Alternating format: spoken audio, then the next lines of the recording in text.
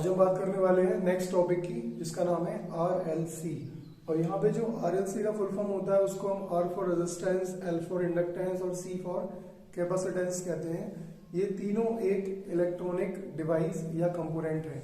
तो इनको हम पॉइंट्स के थ्रू समझेंगे कि एक्चुअली में RLC होता क्या है। तो चलिए देखते हैं।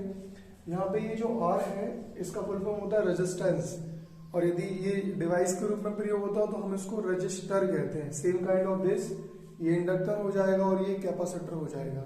तो पहले हम बात करते हैं केवल रेजिस्टेंस की। तो यहाँ पे क्या लिखा हुआ है पॉइंट टू पॉइंट में कि ये एक इलेक्ट्रॉनिक कंपोनेंट है और इसका क्या काम होता है, रजिस्ट दी करंट, यानी ये करंट को बहने से रोकता है या उसकी कुछ क्वांटिटी को कम कर देता है। जैसे हम फैन को ऑपरेट करने के लिए उसमें रेगुलेटर का इस्तेमाल करते हैं, जैसे कि वो इसको स्पीड को कम कर देगा और फिर थोड़ा सा उसकी स्पीड को बढ़ा देगा।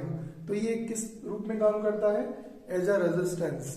इसको हम रिप्रेजेंट किससे करते हैं, आर से दर्शाते हैं।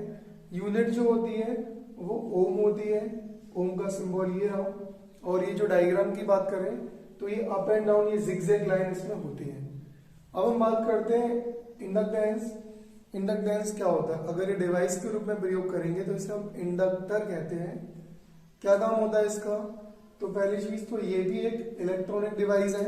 इसका काम होता है क्या, जब हम इसमें करंट सप्लाई देते हैं, एक्चुअली में ये कॉइल के फॉर्म में होता है, जैसा कि यहाँ पे दिख रहा है कॉइल के फॉर्म में होता है। जैसे ही आप इसमें लाइट की सप्लाई दोगे उसमें तुरंत क्या हो जाएगा, मैग्नेटिक फील्ड उत्पन्न हो जाएगी। तो इसे हम बोलते हैं क्या, इंडक्टर। अब बात करते हैं रिप्रेजेंटेशन। तो इसको हम L से दर्शाते हैं और इसकी जो यूनिट होती है वो H होती है और H का फुल फॉर्म होता है हेनरी। यहीं पे इसके डायग्राम की बात करें तो इसको ये कॉइल जैसी रूप में बनाते हैं, कॉइल का फॉर्म होता है। लास्ट की बात करते हैं कैपेसिटेंस, यानी कि मैं बता चुका हूं, यदि इसको एक डिवाइस के रूप में हम यूज करेंगे तो ये एक कैपेसिटर होगा। अब ये भी एक प्रकार की इलेक्ट्रॉनिक डिवाइस है।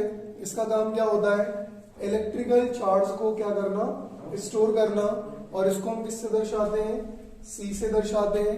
यूनिट की बात की जाए तो फैराड होती है, फैराड को शॉर्ट में हम F से रिप्रेजेंट करते हैं।